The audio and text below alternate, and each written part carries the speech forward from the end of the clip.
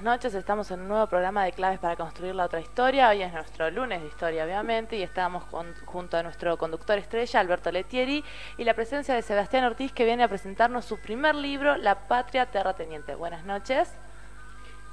¿Qué tal? Buenas noches.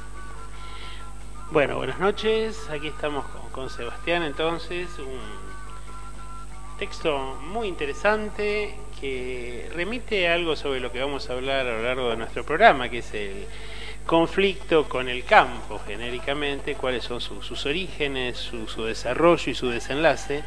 Y además, un texto muy recomendable, editado por Peñalillo y Ediciones Continente, y que tiene prólogo de Norberto Galazo. Bueno, ¿qué es La Patria Terrateniente, Sebastián? Bueno, La Patria Terrateniente es un libro que es el resultado de un trabajo, digamos, de bastante tiempo, que lo hacemos colectivamente, digamos, y que lo hacemos permanentemente, que tiene que ver con el seguimiento de cómo es el conflicto social en nuestro país, ¿no? Y cuando se da el conflicto de la 125, el conflicto entre gobierno y campo y demás, como lo han titulado de tantas maneras diversas, nos dispusimos con todo ese trabajo de archivo permanente que hacemos del seguimiento del conflicto en nuestro país, a construir un poco históricamente, a ver cómo había sido originado ese conflicto, por lo menos en este último periodo, digamos, cómo era este nuevo enfrentamiento, y cómo fundamentalmente la sociedad rural, el diario La Nación, que es el diario, digamos, el órgano de prensa que tienen los sectores terratenientes más concentrados en nuestro país, habían logrado construir un conflicto. Le llevó varios años eso, construir el consenso en la sociedad necesario para desatar un conflicto del tamaño que tuvo el de la 125 y intentar cambiar por lo menos el programa económico de un gobierno, y si podían también directamente el signo político del gobierno, ¿no? En el prólogo al libro, Norberto Galazo nos dice: los argentinos hemos vivido con preocupación durante los últimos años el conflicto suscitado entre el gobierno y las diversas organizaciones agropecuarias reunidas en la mesa de enlace. Hacía mucho tiempo que no se suscitaba un enfrentamiento tan duro y tan prolongado, con los efectos consiguientes sobre la alimentación del pueblo argentino y sobre la tranquilidad pública, dada la hostilidad desencadenada por las entidades rurales. Hubo cortes de rutas, tractorazos, escraches a diputados, lockouts patronales, etc. Y una intensa campaña mediática que dio a esta lucha un carácter inusitado, al punto de poner en peligro la estabilidad institucional. La reflexión de Galazo y el desarrollo del texto de Sebastián nos llevan a realmente algo que está de alguna manera en la matriz de la construcción de la sociedad argentina, que es esta especie de partido terrateniente, ¿no? Esta ficción corporativa de un interés económico que entraña mucho más que esto, ¿no? Una pretensión de hegemonía política.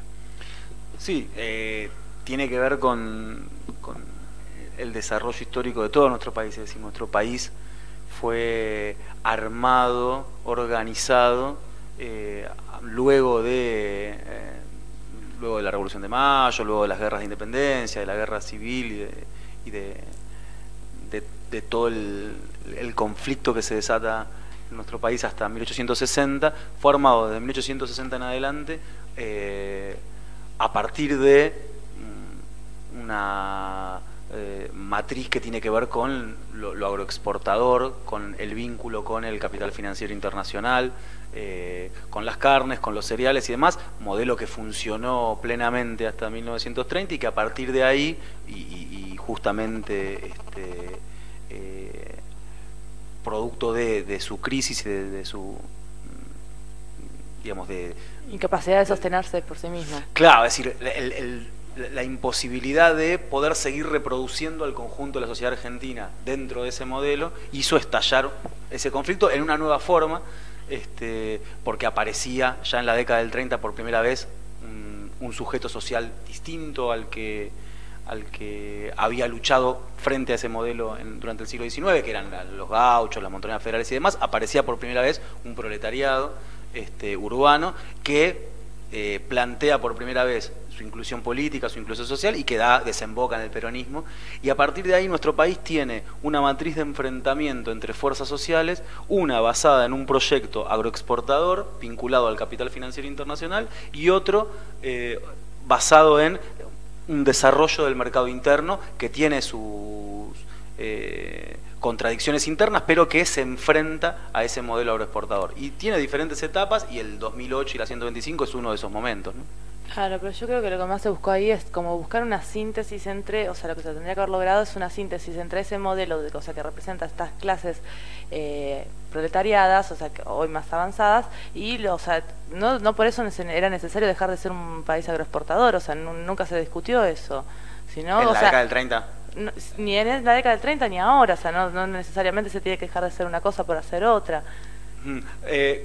Claro, por ahí tendríamos que definir un poco más qué significa agroexportador, o sea, obviamente nuestro país, su matriz productiva y su producción está basada en esa exportación de materias primas y de alimentos sobre todo, digamos, ¿no? Entonces, obviamente que las divisas que nos ingresan por exportar eso es de lo que vive nuestro país, y esa es la matriz productiva que tenemos. Ahora, eso nos permite una generación de riqueza como país, y la discusión está en quién se apropia de eso y para qué se lo utiliza, digamos, ¿no? Entonces, eso es un poco lo que entra en discusión con el peronismo, y posteriormente, digamos, cómo es la distribución interna de eso, digamos.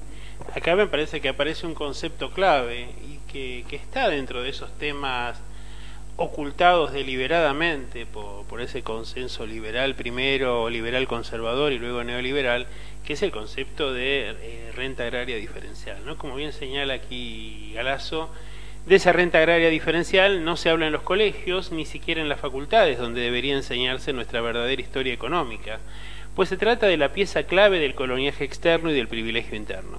Por esta razón, buena parte de la sociedad argentina no comprende ni la historia que se ha vivido, ni los conflictos del presente. ¿Qué es la renta diferencial? Digamos, sintéticamente. No, sintéticamente. No, pero es importante, digamos, porque fue una de las cosas que utilizó la sociedad rural a través de su órgano de prensa La Nación y del conjunto de los medios masivos de comunicación y demás, para presentar el conflicto como entre sectores productivos en igualdad de condiciones. Entonces, ¿qué se ocultaba con eso? Es cierto que el campo, vamos a decir, que la producción agraria genera una cantidad de riquezas, pero ahí hay una cuestión que es los precios internacionales a los que se vende eso que se exporta contienen el trabajo incorporado, pero también contienen precisamente la renta agraria. ¿Qué es la renta agraria? Es lo que como sociedad le reconocemos a los dueños de la tierra por ser dueños de la tierra. Es decir, eso no genera un valor nuevo, no es una riqueza nueva, sino que es el reconocimiento social. Cuando vamos y compramos un paquete de harina, por ejemplo, en el paquete de harina está incluido el precio del trabajo que tiene hacer la harina, del trabajo que tienen las materias primas hechas con eso, pero también la renta que se queda el dueño de la tierra por ser dueño de la tierra. Y eso está muy relacionado con cómo, precisamente, en nuestro país, esa oligarquía terrateniente se quedó con esas tierras. El siglo XIX fue un siglo de lucha en el cual esa oligarquía, a base de un avance militar sobre las formas de organización políticas que tenía nuestro pueblo en el siglo XIX, que eran las montoneras federales, derrotó a esa forma de organización política, derrotó a las montoneras del Chacho Peñalosa, de Facundo Quiroga, de tantos otros, digamos, caudillos de ese momento, proletarizó al gaucho, es decir, le quitó al gaucho su forma de reproducción y lo subordinó dentro de del trabajo, dentro de la estancia, dentro del trabajo de los grandes campos y demás. Y también en ese avance militar incluyó, por un lado, una guerra internacional, que es la guerra de la Triple Alianza, es decir, la derrota del Paraguay como modelo a seguir por esas montoneras del interior en la década del 60 del siglo XIX, constituyó un hecho fundamental porque fue, si se quiere, la derrota definitiva por lo menos para esa etapa, del proyecto de Patria Grande. Paraguay todavía encarnaba la posibilidad de una Latinoamérica distinta, de una Latinoamérica pensada desde los intereses latinoamericanos y no de los intereses de los imperialismos de ese momento, del imperialismo de ese momento, que es el imperialismo británico. Entonces, con eso logrado en el interior en el interior de Argentina, vamos a decir, y con esa victoria militar sobre Paraguay, esa oligarquía terrateniente avanzó también sobre la conquista de la tierra de los indios y se apropió de un conjunto de tierras que le permitió poner en producción, primero ganadera y después también en el cereal, quedarse con la riqueza generada en esas tierras, digamos. Entonces, lo que la sociedad le reconoce a ese terrateniente cuando paga ese precio de harina, que incluye, como decía, el valor que cuesta producir la harina, pero también la renta que cuesta alquilar esa tierra, le está reconociendo esas campañas militares. Haberse quedado con esas tierras. Tal cual. Y esto es algo que reiteradamente aparece aquí en nuestro programa, ¿no? Y que aparece cotidianamente en nuestra realidad, que es la presencia del pasado y sobre todo de los orígenes de nuestra sociedad en los conflictos actuales, porque evidentemente la presión de estos sectores, de esta oligarquía terrateniente, sobre el ingreso, sobre el poder político, sobre la distribución de la riqueza, sobre la composición de la estructura social, se ha repetido en distintos escenarios, en distintos momentos de nuestra historia, hasta llegar al más reciente, ¿no? Que es el reciente de esta década ganada, donde la patria terrateniente, como la llama Sebastián en su libro de ediciones Peña, Lilio y Continente, trata de incidir y quebrar el brazo de la democracia. ¿Nos identificamos, Nair? Bueno, les recordamos que si nos quieren buscar estamos en Facebook como Claves para Construir la Otra Historia, en Twitter en @laotrahistoria4, nuestro hashtag de esta noche es La Patria Terrateniente, y si se quieren comunicar con nosotros lo pueden hacer al 4864-2230. Bueno, y ahora vamos a un tema y seguimos con Sebastián Ortiz y La Patria Terrateniente.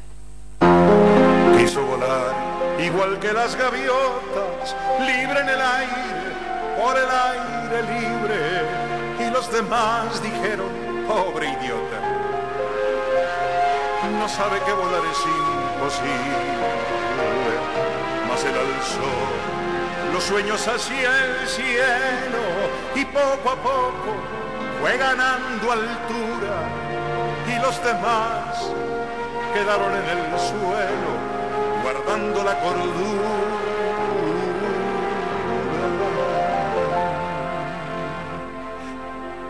Y construyó castillos en el aire a pleno sol, con nubes de algodón, en un lugar a donde nunca nadie pudo llegar usando la razón.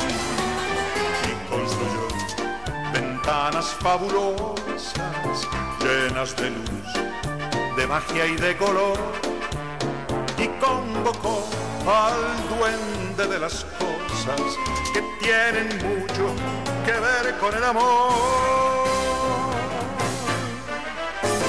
En los demás, al verlo tan dichoso, cundió la alarma, se dictaron normas. No vaya a ser que fuera contagioso tratar de ser feliz de aquella forma. La conclusión es clara y contundente, lo condenaron por su chifladura a convivir de nuevo con la gente, vestido de cordura.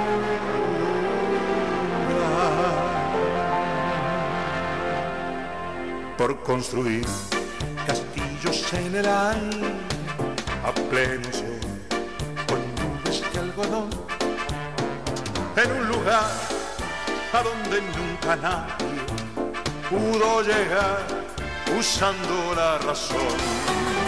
Y por abrir ventanas fabulosas llenas de luz, de magia y de color, y convocar al duende de las cosas que tienen mucho que ver con el amor.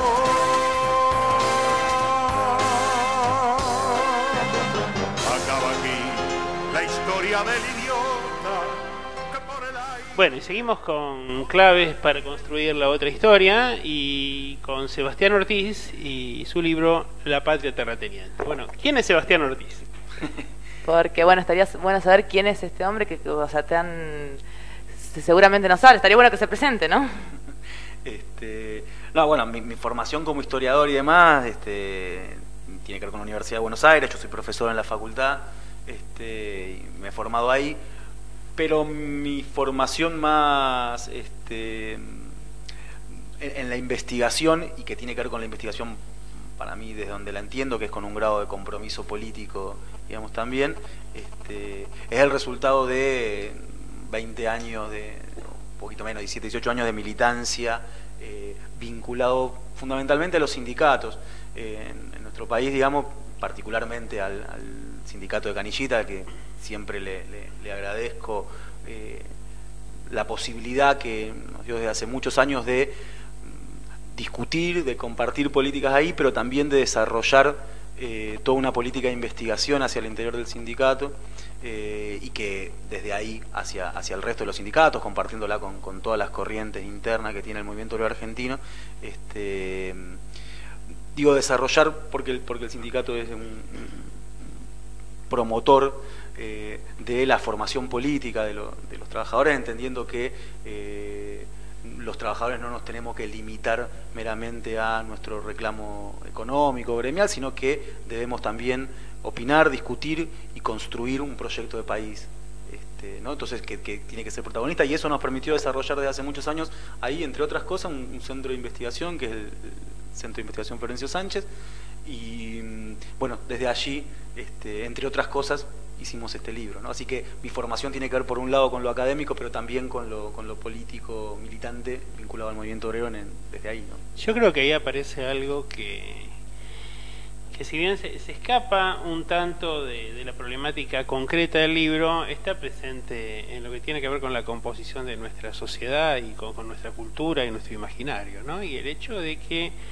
lamentablemente todavía tenemos instituciones académicas que se piensan como una academia al margen de la sociedad, y que en realidad el trabajo de formación del intelectual popular o del militante que de alguna manera trata de actuar como en una condición de intelectual orgánico, tiene que pasar por la militancia, y es tan difícil poder romper esa brecha, ¿no?, entre el espacio de la formación académica y la producción académica y el espacio de la militancia. Y realmente creo que en este último tiempo, bueno, hemos tratado de hacer esto, de acercar, pero todavía, y sobre todo en las universidades más tradicionales de nuestro país, todo aquello que huela a popular tiene un tufillo de peligroso, ¿no?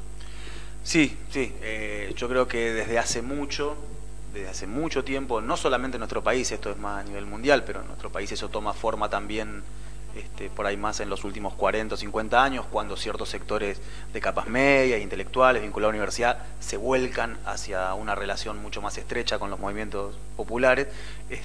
Creo que hay una política deliberada de los sectores de poder en mantener alejado el mundo de la producción científica del movimiento nacional y popular.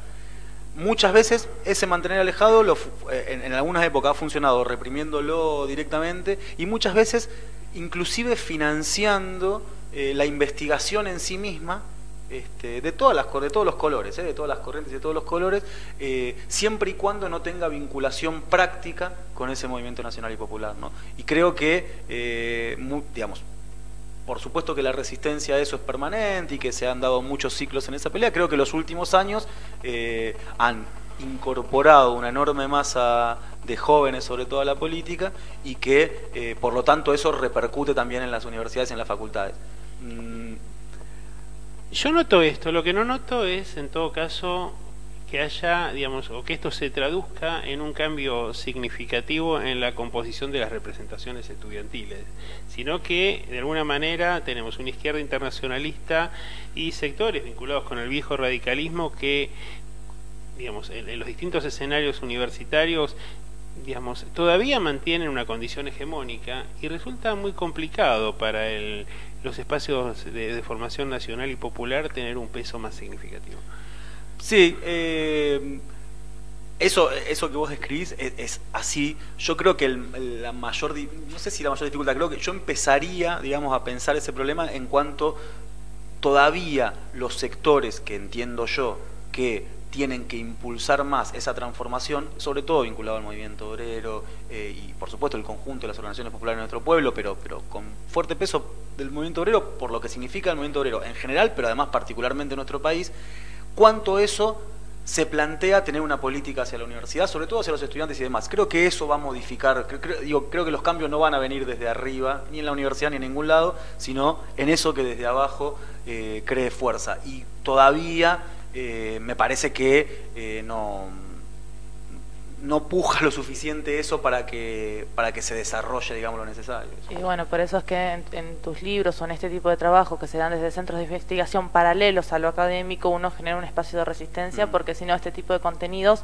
dentro de lo académico jamás serían difundidos, y seguimos con una educación universitaria que por más nacional y pública que sea, no abarca los contenidos del pragmatismo necesario para construir un proyecto nacional a nivel económico y social.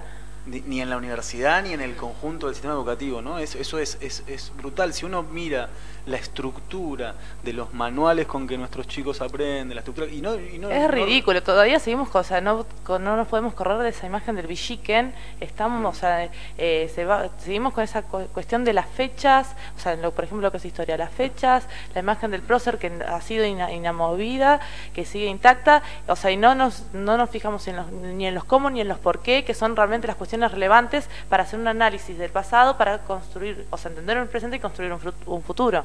Y eso requiere, eso que vos decís, requiere una política de investigación determinada, porque hasta ahora muchas veces del campo popular identificamos esto que Jauretche decía, si no estás muy seguro de algo que está pasando, fíjate lo que dice La Nación y sabés que tenés que pensar lo contrario.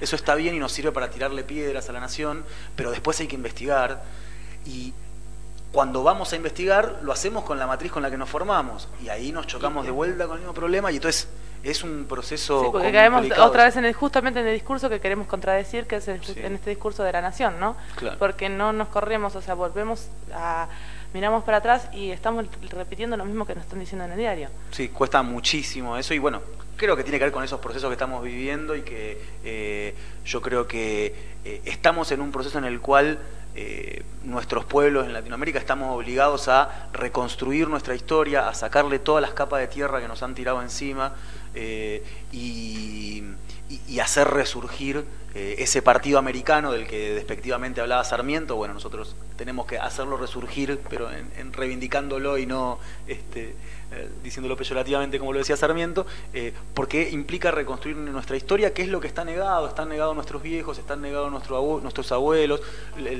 Si vos ves en la televisión o en lo que se reproduce en los libros y demás, siempre el laburante es un gil que no sabe, que no puede opinar, que no sabe qué decir, es bruto. Bueno, estamos negados permanentemente, ¿no? Y bueno, por lo tanto ahí tenemos una tarea, a los que nos dedicamos al oficio, en este caso de historiadores, pero en general a hacer ciencia social, digamos, creo que tenemos la profunda tarea de reconstruir esa historia, y eso implica acercarse al pueblo, y eso implica acercarse a sus movimientos, sacarnos todos los prejuicios, porque muchas veces mucho de lo que hacemos ciencia, de lo que producimos en la facultad y demás, también provenimos de capas sociales en las que fuimos formados con muchos prejuicios hacia el movimiento nacional y popular. Entonces, bueno, implica ir sacándonos esos prejuicios y acercarnos a eso para ver qué problemas tenemos que resolver, digamos, ¿no? Entonces, y a partir de ahí pensar qué es lo que hay que investigar. Y eso, volviendo a Jauretche, ¿no? Esta idea de que el liberalismo no construyó una historia política, sino una política de la historia, y la política de la historia consistió en estos ocultamientos, con la condescendencia, con la connivencia, nuevamente volviendo a Jauretche, de que los intelectuales argentinos subían al caballo por la izquierda y bajaban por la derecha. Y creo que esto es muy, muy importante, ¿no? Porque tenemos una serie de frases y de fórmulas para tratar de desarticular, de cuestionar la construcción del otro, del adversario, del enemigo. El tema es que nos está faltando, recién estamos dando los pasos incipientes en lo que tiene que ver con la construcción de contrarrelatos, ¿no? De otros relatos que permitan explicar por la positiva, claro, nuestros procesos históricos, y no simplemente cuestionando lo que ha construido el otro, porque a mí me parece, estamos hablando en estos momentos permanentemente del tema de la batalla cultural. Yo creo que hablar de batalla cultural es, a ver, como devaluar la cuestión, porque realmente la construcción es maravillosa, aunque tremenda, no terrible. Creo que es mucho más profundo, es una verdadera revolución cultural por la trascendencia, y es algo que va a tener que darse a lo largo de décadas. Por eso me parece que estamos sentando las primeras piedras de este proceso, pero bueno, requiere de mayor difusión, de mayor divulgación, de mayor investigación, y bueno, naturalmente del paso del tiempo, que es aquel que permite transformar las sociedades. ¿Cómo nos comunicamos, Nair? Les volvemos a recordar que si nos quieren buscar, estamos en Facebook como Claves para Construir la Otra Historia, en Twitter en @laotrahistoria4, nuestro hashtag de esta noche, opinen y los leemos en vivo, es La Patria Terrateniente, y si se quieren comunicar con nosotros lo pueden hacer al 4864-2230. Nos vamos a una tanda y enseguida volvemos. Transmite Radio Rebelde AM 740 desde la Central de Movimientos Populares, Pueyrredón 19, segundo piso, Ciudad Autónoma de Buenos Aires. Espacio publicitario.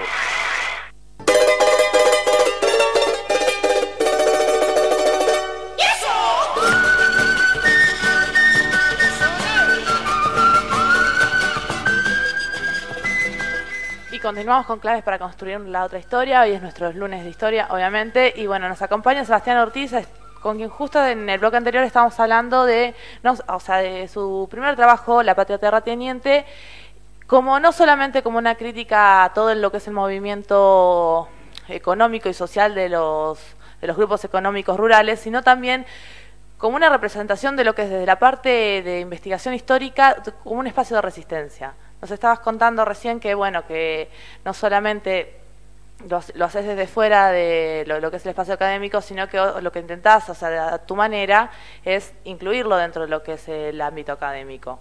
Sí, desde hace unos años en la facultad creo que esa crisis general, económica, política y demás también se expresó en las facultades, y particularmente en la carrera de Historia de la UBA,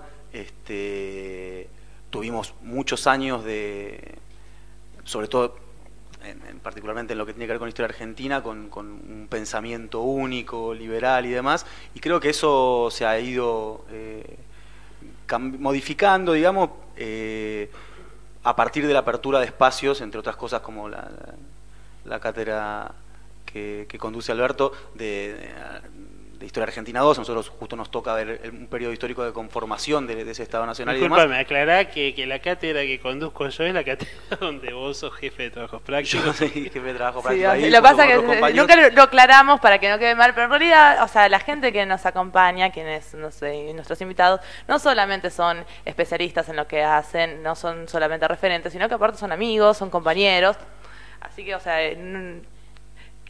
no para aclarar. Varias cosas. Sí, confluyen varias cosas en esta mesa. No, decía que esa materia en particular se conformó inclusive desde diferentes espectros políticos y pensamiento y demás, y hoy lo seguimos haciendo y compartiendo. No todos compartimos las ideas que estamos transmitiendo acá por ahí, pero sí me parece que compartimos el espíritu de romper la hegemonía historiográfica que nos formó a nosotros y contra la cual de alguna manera fuimos resultados revelándonos de eso, digamos, contra eso, de la historiografía liberal, digamos, más dura, ¿no? Entonces, ahí también tratamos de que en el espacio educativo se generen las discusiones y demás, que creo que son discusiones que acompañan los procesos políticos y sociales que están viviendo en nuestro país, y que tienen que ser espacios críticos de reflexión que permitan justamente poder ir acompañando esos procesos. Creo que no hay posibilidad de esa reflexión crítica si no se dan esos procesos sociales, ¿no? Creo que la crítica viene siempre después de determinada práctica, digamos. La teoría va siempre atrás, digamos, de la vida. La vida siempre es mucho más rica, infinitamente más rica.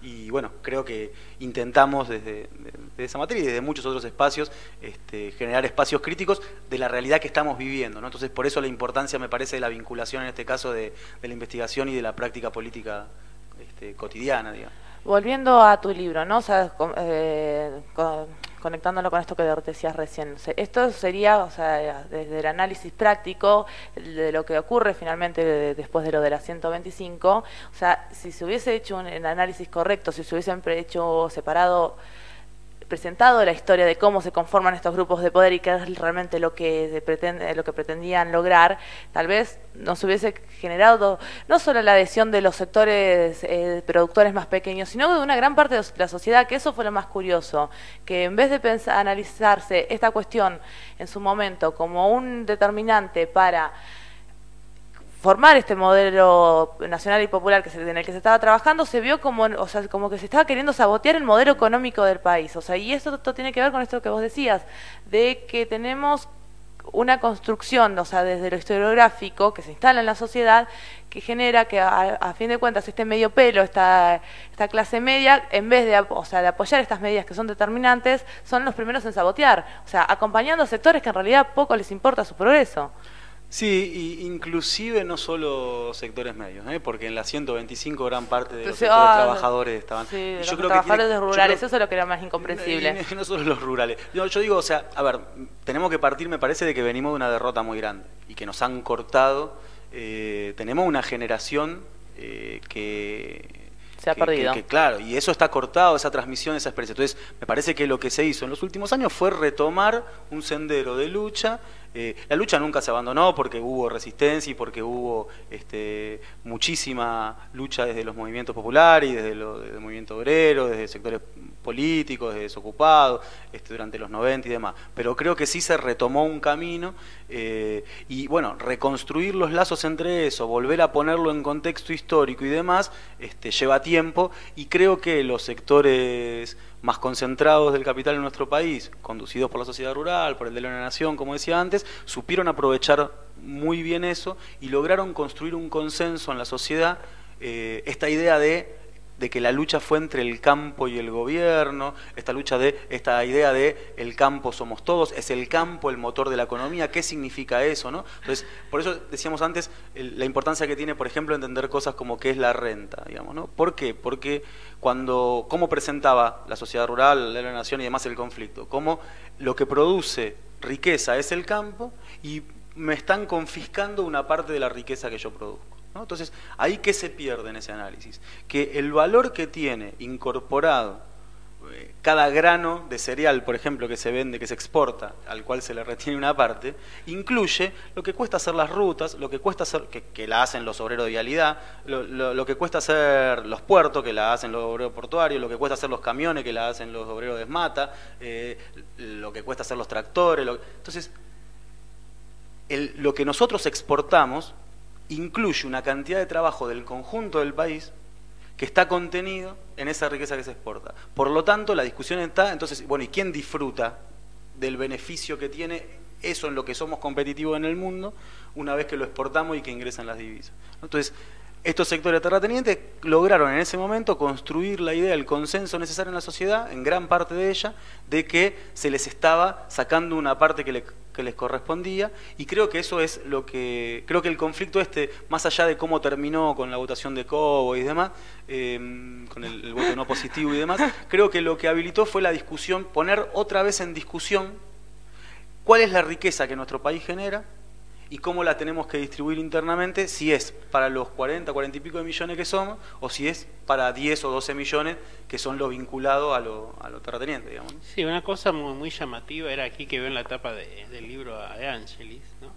cuando De Angelis reclamaba que el kilo de carne tenía que estar a 80 pesos, y los que tenían que pagarlo, en el caso de que subiera 80 pesos, eran los que estaban cortando las calles aquí en la ciudad de Buenos Aires, respaldando ese movimiento, esa conspiración, ese golpe encubierto del campo, ¿no? Entonces uno ahí ve aquello que nuevamente Jauretche denominaba como el medio pelo argentino, esta mezcla de soberbia e ignorancia que caracteriza a estas clases medias o estos grupos sociales en ascenso. Y en esta foto, que está en la tapa, yo veo una cosa que es muy interesante y sobre la que me gustaría que nos dieras tu opinión, Sebastián, que es que a diferencia de lo que han sido otras coyunturas históricas de conflicto entre la sociedad rural y el poder político, en este caso la composición de la alianza rural ha sido muy diferente, ¿no? Con una participación de pequeños y medianos productores. Sí, bueno, primero que nada ahí casi le firmaríamos con las dos manos del lomo 80 pesos hoy, ¿no? No, a ver, para entender el papel que jugó la Federación Agraria en el conflicto y cómo entra, cómo es la conformación de esa mesa de enlace y demás, hay que, primero que nada, ver que efectivamente en las últimas décadas hubo un proceso de concentración muy grande de la tierra en nuestro país, y un desarrollo tecnológico en todo lo que tiene que ver tanto con lo ganadero como con la agricultura sobre todo, con el tema de los transgénicos, con el tema de los pools de siembra y demás, que hace que aquel propietario de tierra, de porciones de tierra, tradicionalmente enrolado en Federación Agraria. Federación Agraria tradicionalmente enrola a aquel que tiene entre 100 y 500 hectáreas aproximadamente. Por supuesto eso varía de si es en la zona núcleo de la pampa húmeda o si es más alejado.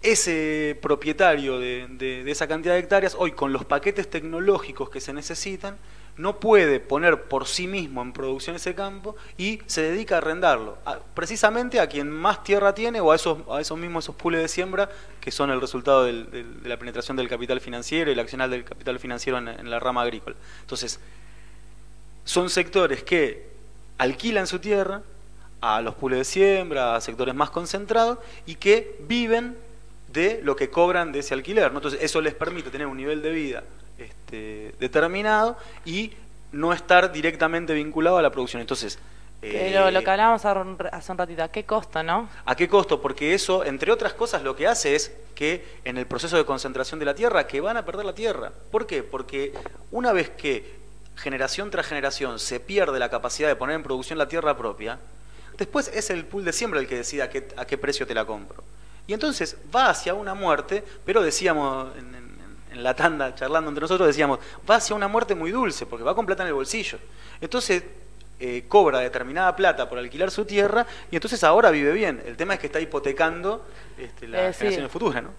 Bueno, o sea, es lo que hablamos, o sea, hace un ratito también, ¿no? De que, o sea, se concentró estos sectores que por quedar cómodos entregan no solamente o sea, su futuro económico, porque en algún momento el precio ya no lo van a determinar ellos, sino que además lo que es la economía regional y la independencia alimenticia, que es tan relevante. O sea, somos un país que en algún momento lo único que va a producir es soja, y o sea, y atrás de eso lo que vas a arrastrar es todos los demás cultivos, o sea, que son necesarios para cada región producir. Sí, aparece acá porque particularmente estamos hablando de lo alimentario, de lo agrícola y demás, pero eso es en el conjunto de la economía a nivel mundial. Aparece cada vez más clara la necesidad de planificar la economía y de no dejarla librada al mercado, que no puede ser que sea el mercado el que determine qué es lo que se produce, porque eso no tiene en cuenta qué es lo que necesitamos, ¿no? El mercado tiene en cuenta lo que necesita, el capital tiene en cuenta lo que necesita para reproducirse a sí mismo, pero no cuál es la alimentación que necesitamos, qué tipo de salud, qué tipo de... Entonces, aparece cada vez más claro la necesidad de planificación en ese sentido.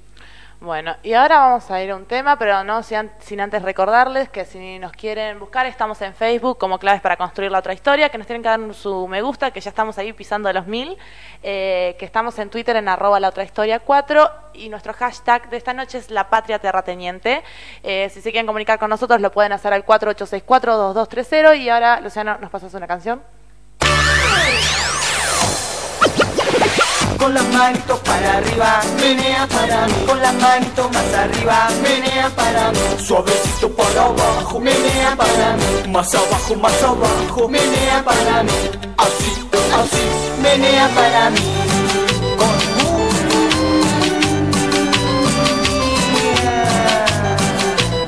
con sabor, con sabor.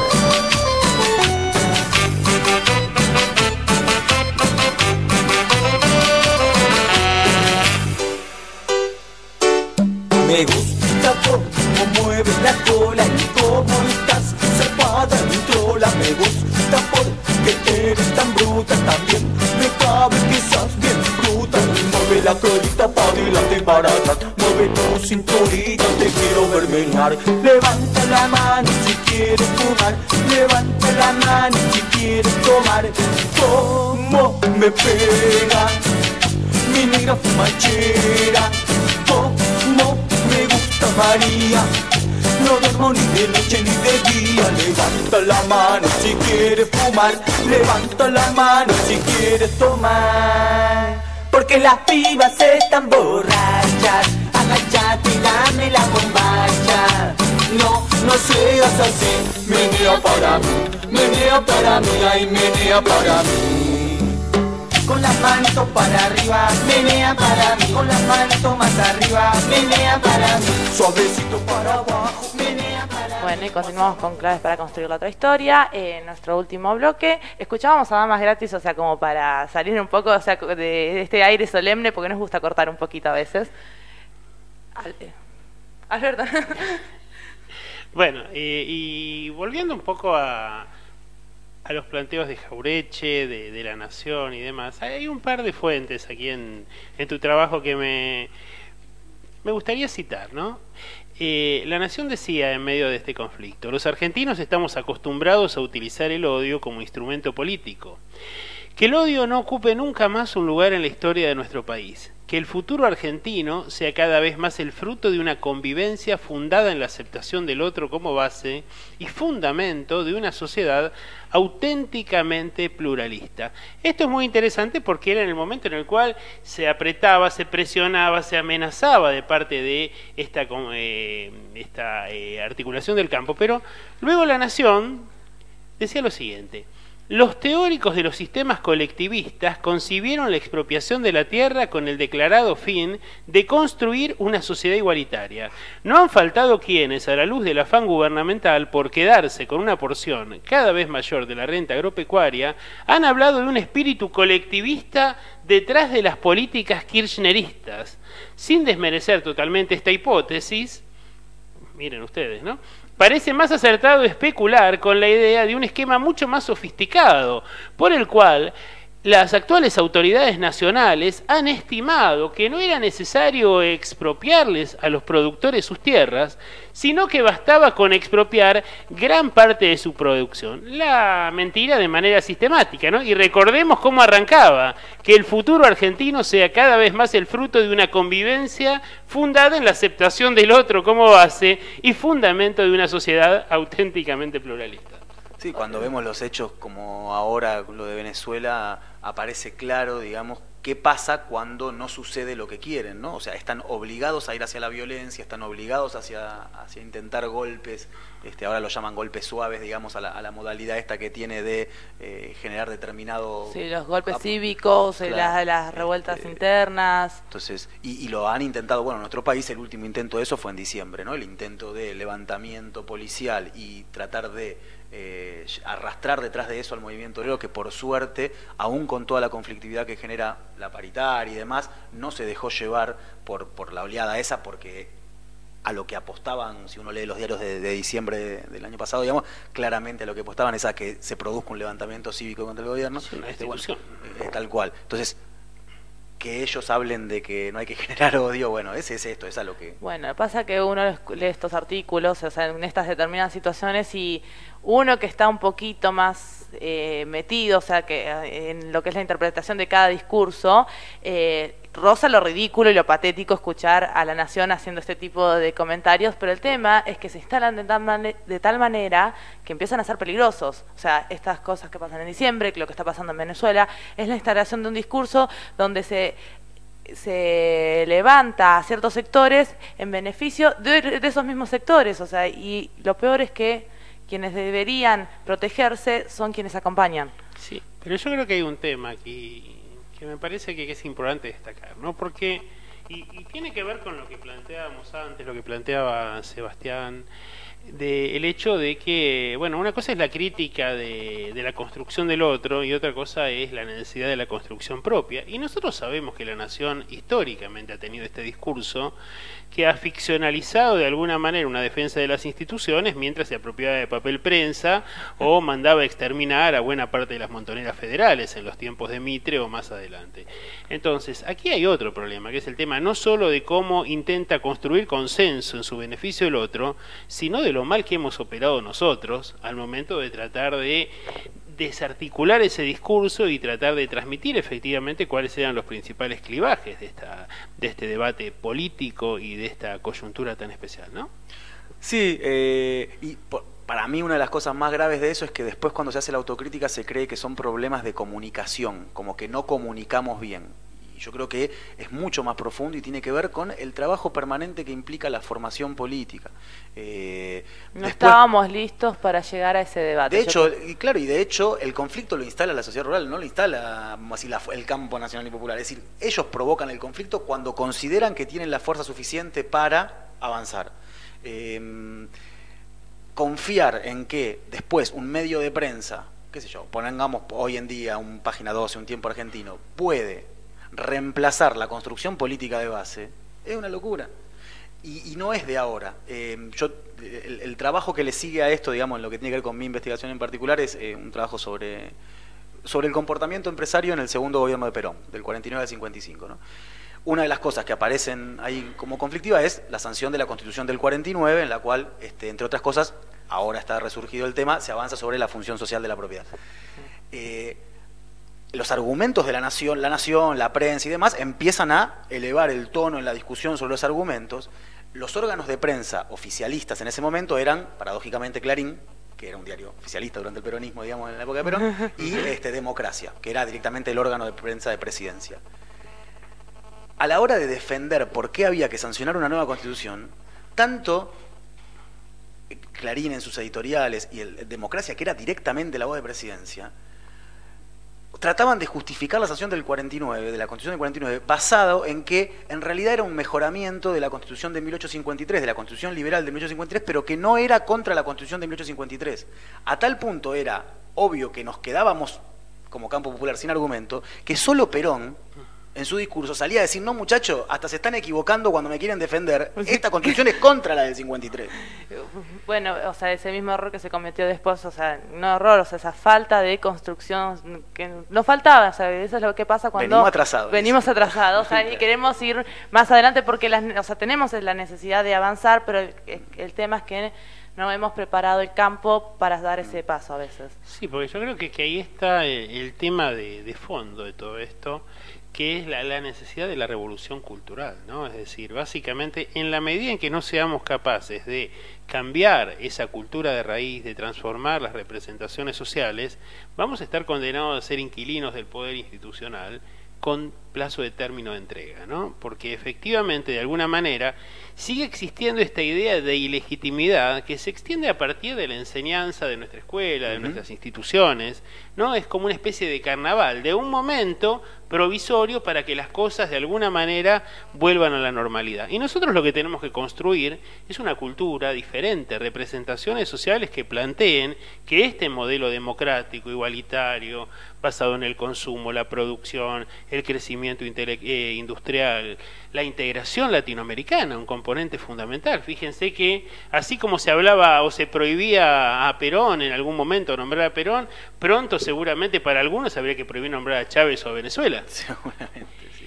Y yo creo que este es el gran tema, ¿no? Vos, Sebastián, marcaste algo muy importante, que es la guerra del Paraguay. Y no solo por la guerra del Paraguay en sí, sino para entender que América toda ha sido un mismo escenario desde la perspectiva de acción del imperialismo, ¿no? Entonces, como en la guerra del Paraguay no se definió el futuro del Paraguay, sino que se definió todo el futuro de Sudamérica. Y esto es muy importante porque cumplimos este año 150 años del inicio de la guerra del Paraguay y prácticamente está pasando casi desapercibido.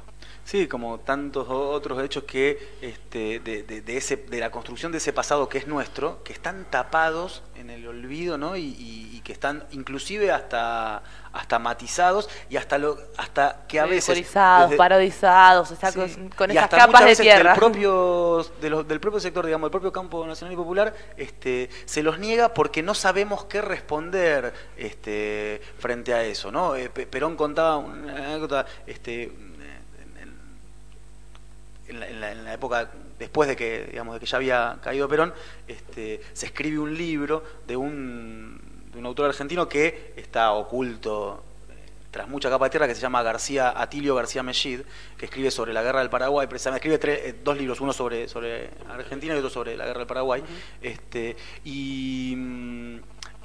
Perón, cuando lo lee, le escribe una carta felicitándolo y demás, y lo que contaba Perón ahí era que él, decía, Perón era en la escuela de guerra del ejército, digamos, él era formador, ¿no? Le daba clases, digamos, y contaba que cuando llegaba el momento de explicar lo de la guerra del Paraguay, dice, la pasaba por alto, porque sabía que todo lo que me habían enseñado estaba mal, pero no sabía qué decir. Entonces, la importancia de la investigación histórica para mantener vivo todo el proceso de lucha de nuestros pueblos, digamos. ¿Cómo hacía un hombre que se reconocía como parte integrante del Ejército Nacional para poder poner en juicio a ese Ejército Nacional que se había marcado a fuego y consolidado a través de esa guerra del Paraguay, ¿no? Había una de las grandes contradicciones, por eso la nacionalización de los ferrocarriles con los nombres que se le asignan, de Mitre, Belgrano, Roca, Sarmiento, etc. O sea, no puede, aunque por más nacional y popular que haya sido su proyecto, no puede despegarse de sus raíces, porque ya las tiene instaladas. Los cambios culturales son cambios lentos, llevan varias claro. décadas, entonces evidentemente la transformación que lleva adelante el primer peronismo es impresionante, pero se recién empieza a digerirse socialmente cuando el peronismo ya no es gobierno. Paradójicamente se empieza a ver la magnitud de la obra de ese peronismo, a lo mejor 5, 6 o 7 años después, en perspectiva, y cuando se ha tratado de destruir buena parte de lo que se ha hecho. A ver, para nuestros oyentes, si quieren entrar en contacto contigo, Sebastián, ¿qué pueden hacer? ¿Ir a la Facultad de Filosofía y Letras y ver tus clases? ¿Tenés algún que no estaría mal, o medio, sea, ¿no? No estaría para nada porque, mal. o sea, justamente lo que estamos hablando es crear espacios, o sea, de Abrir formación, claro, estamos abriéndoles puertas. Vos das clases en la Facultad de Filosofía, das algún tipo de seminarios en algún lado.